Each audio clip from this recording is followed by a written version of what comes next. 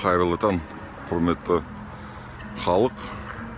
Біз енді таңертең Головкин шайқасы болып жатса да, бір Головкин жеңіпті 4-ші раундта нокаутпен. Әттен оны көремедім. Сайлау өз енді азаматтық міндетімді атқарып шығып келетірмін. Сол әрине үміткеріміз. Әрине Қосанов. Қазір мына сағат білмедім, 12-де дей ма, бір жерде кімдердің кездесуі болады екен. Жаңағы белсенді бойкотшылар деген ойымы.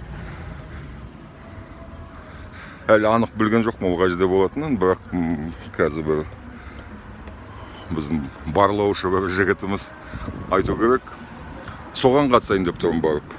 Жаңағы белсенді бойкотшылар не жайлы талқылайды екен, олардың естіп пікірлерін, көзқарасын.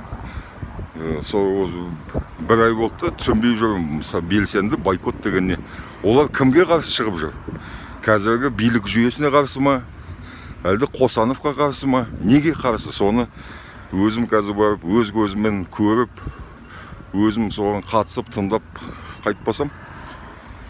Сондықтан маған қазір көмек тигізсеңдер. Кім біледі, мына Алматыда қай жерде жаңағы белсенді бойкотшылар қай жерде жиналатын, сол жерге барып, өз көзімен көріп, олармен дауласам деп айтпай қойын, бірақ сөйлесіп көрейін деп едім де өзім. Позициялары қызық. Бойкот деп жүр. Неге? Мына сайлау деген біздің қазіргі бүгіндіккі жалғыз ғана тәсіліміз. Қазіргі билікке наразылығымызды білдіріп, өз дауысымызды сол билікке қарсы шыққан үміткерге дауыс беру. Сол емес пе? Одан басқа не бар бізде қазір? Қолымызда ешқандай құрал жоқ. Заңды құрал.